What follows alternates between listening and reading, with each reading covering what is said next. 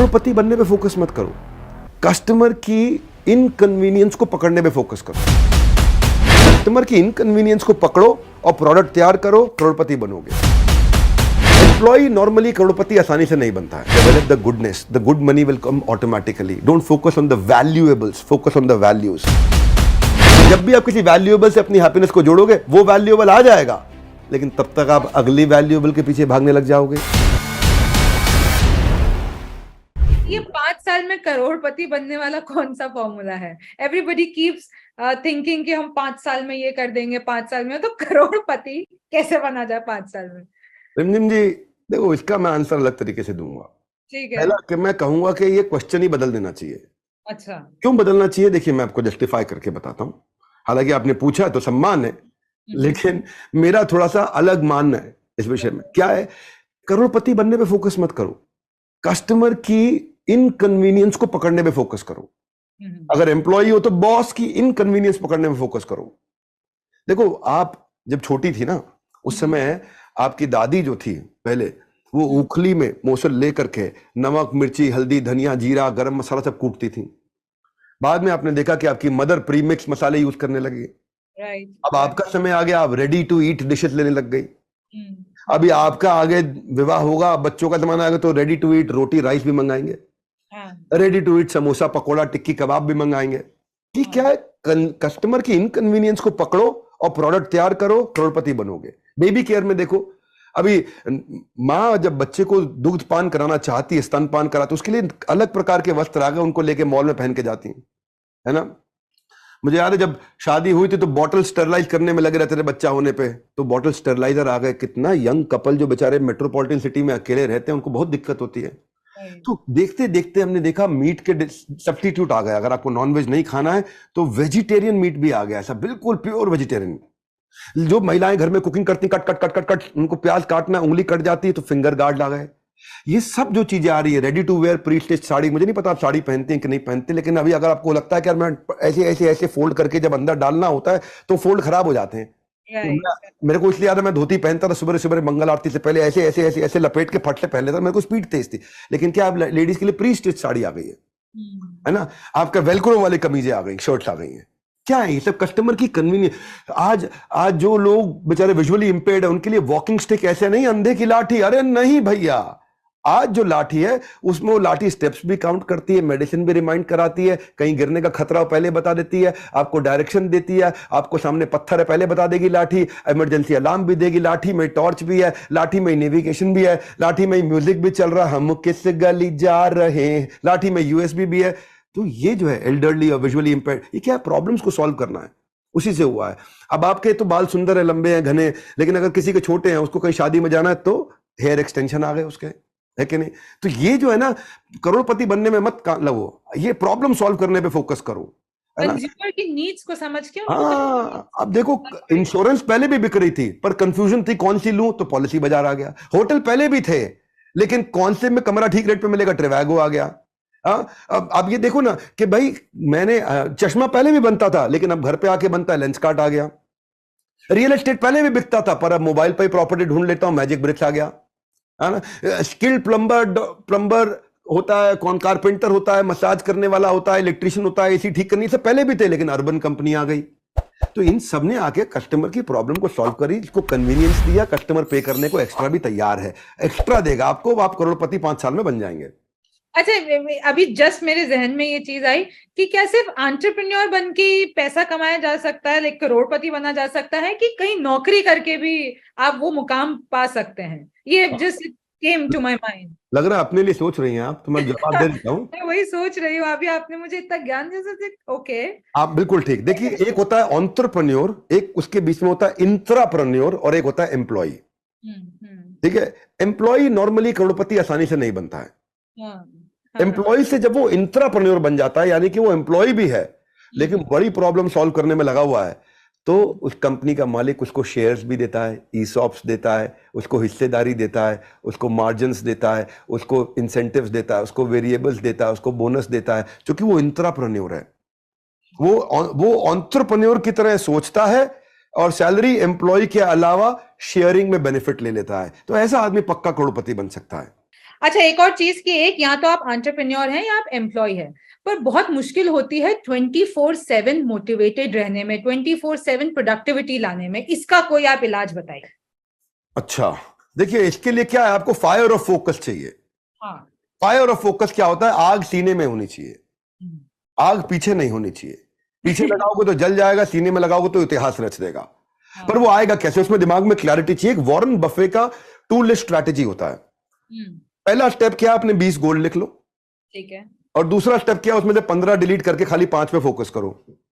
Okay. तो जब आपने पहले 20 लिखे तो सारे लिख दिए, उसमें से 15 को डिलीट करके 5 ही सिलेक्ट किए, तो ये है आपके लिए फोकस प्रोडक्टिविटी लाने का मंत्र। इसको एबीसी भी बोलते हैं।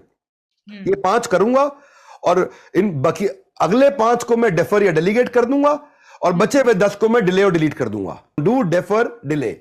डू डेफर डिले का मतलब क्या, या डू डेलीगेट डिले का मतलब क्या? ये मैं करूंगा, ये कराऊंगा, ये हटाऊंगा, ये करूंगा, ये कराऊंगा, ये हटाऊंगा। जो मैं करूंगा उससे फोकस आ गया पूरा का पूरा, प्रोडक्टिविटी आ गई पूरी की पूरी। इसको एमआईटी बोलते हैं, most important task. MIT most important, सारे काम करूंगा ही नहीं मैं। आज मेरे साथ में एक कॉर्पोरेट वर्ल्ड के बहुत बड़े आदमी बैठे हुए थे दिन में, तो वो उनके साथ यही बात हो रही थी कि बहुत बड़ा ज्ञान ये होता है कि मुझे क्या नहीं करना। जब उसका ज्ञान आ जाता है उसको बहुत बड़ा ज्ञान बोलते हैं। मोस्ट इंपॉर्टेंट टास्क करना है, बाकी चीजें नहीं करनी है मुझको। आप जैसे एंटरप्रेन्योर है या कोई लीडर है, उसको भी थीम डे बना देना चाहिए। आज का दिन प्रोडक्ट डेवलपमेंट पे, आज का दिन मैं मंगल बुधवार मार्केटिंग सेल पे, वीरवार बिजनेस एक्सपेंशन पे काम करूंगा, शुक्रवार एचआर रिक्रूटमेंट पे काम करूंगा, शनिवार फाइनेंस एंड फीडबैक पे काम करूंगा, संडे को मैं छुट्टी करूंगा, फिर मंडे को मैं मैनेजमेंट रिलेटेड इशू और पेंडिंग इशू पे काम करूंगा। आप थीम बना लो एक दिन का, और हो सके तो मीटिंग को छोटी रखो, स्टैंड अप मीटिंग रखो। क्योंकि जब बैठोगे टेबल में, चाय कॉफी आएगी, नाश्ता आएगा, भैया चिप्स के साथ देख तो चटनी नहीं लाया है इस बार, तो उसमें 34% 40% टाइम ज्यादा लग जाता है। खड़े खड़े मीटिंग कर लो, हाँ जी बताइए बताइए क्या चल रहा हो, वेरी गुड वेरी गुड, फट फट फट मीटिंग खत्म कर लिया, है कि नहीं? वो तेज होता है। और हो सके तो थोड़ा टेक्नोलॉजी ले आओ। टेक्नोलॉजी ले आओगे ना तो आपकी प्रोडक्टिविटी बढ़ी रहेगी। हाँ, डिसीजन ऑटोमेशन हो जाएंगे, है ना? सेल्स फोरकास्टिंग पे, बिलिंग पे, फाइल स्टोरेज पे, एचआर में तो अप्रेजल्स पे, डेटा एनालिसिस पे, ऑर्डर मैनेजमेंट पे, टैक्स मैनेजमेंट, इन सब पे टेक्नोलॉजी आती है। टेक्नोलॉजी मदद करती है। पर एक रूल जो मैं फॉलो करता हूं उसको बोलता हूं एमसीडी, यानी कि मिनिमम कमिटमेंट डिसिप्लिन। इतना तो करूंगा ही करूंगा, इतने कदम रोज चलूंगा ही चलूंगा, इतने पेज रोज पढ़ूंगा ही पढ़ूंगा, इतना घंटा मैं परिवार के साथ बिताऊंगा ही बताऊंगा, इतना समय आध्यात्मिकता पर लगाऊंगा ही लगाऊंगा, इतना कैलोरी रोज बर्न करूंगा ही करूंगा। एमसीडी, मिनिमम कमिटमेंट डिसिप्लिन, इतना तो करूंगा ही करूंगा। मिनिमम नंबर ऑफ आवर्स अपने आप को ऑर्गेनाइज करने पर लगाऊंगा ही लगाऊंगा। मैं डिजीज फ्री रहने के लिए इतना पानी तो मैं रोज, इतने लीटर पानी रोज पीऊंगा ही पीऊंगा। इसको बोलते हैं एमसीडी। देखिए ऐसा है देवी जी, जब समय बीत जाता है तो लौट कर कभी नहीं आता है, और जो समय के साथ नहीं चलता उसके साथ भी कोई नहीं चलता है। समय बीत जाने के बाद अगर कदर की जाए तो उसको फिर अफसोस कहा जाता है। ये इसी से ये क्लियर हो गया कि अगर जब तक कंसिस्टेंसी नहीं आएगी आपके विचारों में और आपके गोल्स में, आई थिंक यू शुड, आप ये नहीं कर पाएंगे। और दूसरा है कि लोग खुश भी नहीं रह पाते हैं। लोग कहते हैं कि वो 24 घंटा में कैसे खुश रह सकूं, कभी दुखी हो जाएंगे, कभी इस बात से। तो इसका भी कोई इलाज बता दीजिए। मोटिवेटेड तो आपने बता ही दिया। हाँ, कई लोग में सेमिनार करते हैं ना, कुछ एक दो आदमी ऐसे होते हैं जो पूरा प्रोग्राम में हंसते नहीं है। उनसे पूछो तुम क्यों नहीं हंस रहे, बोले बाजू वाले को पता लग जाएगा मेरे को अच्छा लग रहा है। अच्छा, कोई कोई मिल जाता है ऐसा कि तुम क्यों नहीं हंस रहे, बोले बस ऐसे ही नहीं हंस रहे। बोले क्या हो गया, बोले बस दुखी हो। क्यों दुखी हो? ऐसे ही दुखी है। तो कई बार अगर आप ऐसे ही बिना बात के दुखी होते हैं तो कभी कभी बिना बात के खुश भी हो जाना चाहिए। देखिए मेरा मानना यह है कि develop the goodness, the good money will come automatically. Don't focus on the valuables, focus on the values. Valuables will come automatically. हाँ, मेरा ये मानना फंडामेंटल क्या है इसके पीछे, लोग अपनी हैप्पीनेस को एक्सटर्नल इवेंट से रिलेट कर रहे हैं, पोस्टपोन कर रहे हैं, पोस्ट डेटेड चेक दे रहे हैं अपने आप को। जिस दिन ये मकान बन जाएगा खुश हो जाऊंगा, जिस दिन मेरी बेटी की शादी, गंगा नहा के आएंगे। देखिए ये सब क्या पोस्टपोन कर, गाड़ी खरीद लूंगा खुश हो जाऊं, पोस्टपोन कर रहा है। अननोइंगली पोस्ट डेटेड चेक दे रहे हैं अपने आप को। अपनी हैप्पीनेस को पोस्टपोन मत करो, बिकॉज उसका है, देखिए जब भी आप किसी वैल्यूएबल से अपनी हैप्पीनेस को जोड़ोगे वो वैल्यूएबल आ जाएगा, लेकिन तब तक आप अगली वैल्यूएबल के पीछे भागने लग जाओगे। You forget to become happy. तो मेरा मानना यह है कि जो रिवर्स है, नदी, they don't go rivers, rivers don't go rivers, so flow like a river. क्योंकि जब when you change the way you look at the things you look at, they change. तो आपको देखिए, so don't try to change the things, try to change the way you look at them. कहते हैं ना कि things turn out best for those who have made the best out of the way the things have turned out. तो मेरा ये मानना है कि जब बदलती है नजरें, बदल जाते हैं नजारे, मानो तो जीवन में सुख ही सुख, मानो तो जीवन में सुख ही सुख, ना मानो जीवन दुख का दरिया। देखो मेरे यारो, जीवन और कुछ नहीं, बस है देखने का नजरिया। तो नजर का इलाज तो है देवी जी, नजर का इलाज है, नजरिए का इलाज नहीं है। नजरिया ठीक करिए, खुश रहेंगे। एक आखिरी सवाल मैं आपसे पूछना चाहूंगी, क्योंकि आपने वृंदावन में बहुत लंबा समय निकाला है, आपने गीता बहुत अच्छे से पढ़ी है, आपकी एक सीरीज होती है practical Gita, Gita in action. Gita in action. तो आप क्या एक मैसेज देना चाहेंगे हमारे व्यूअर्स को फ्रॉम गीता? मैं आपके व्यूअर्स को ये मैसेज देना चाहता हूं कि भगवत गीता खोलिए, पढ़िए, और मेरी एक सीरीज है Gita in action, free of cost है, कोई चार्ज नहीं है, ना आज है ना आगे लेंगे। गीता इन एक्शन सीरीज में जाइए। भगवत गीता एक टाइमलेस विजडम है, which is beyond time place circumstance, ये समय काल परिस्थिति के अलग है, बियॉन्ड है। आज पाकिस्तान हो या हिंदुस्तान हो या नेपाल हो, जहां पे भी लोग मेरी भाषा को समझ सकते हैं, वो गीता को सुन रहे हैं, पढ़ रहे हैं। ये धर्म से बहुत ऊपर है, ये आपके व्यवहार को बदल देगा, आपके विचार को बदल देगा, आपके संस्कार को बदल देगा। भगवत गीता एक ऐसा ग्रंथ है जहां पे कोई हिंदू मुस्लिम सिख ईसाई नहीं आता। आपको हाथ जोड़ के रिमाइंड कराना चाहता हूं, एक ऐसा ग्रंथ है जहां पे कृष्ण ने अर्जुन के डिप्रेशन को खत्म किया। एक ऐसा ग्रंथ है जहां कंफ्यूजन से आप क्लैरिटी की तरफ मूव करते हैं।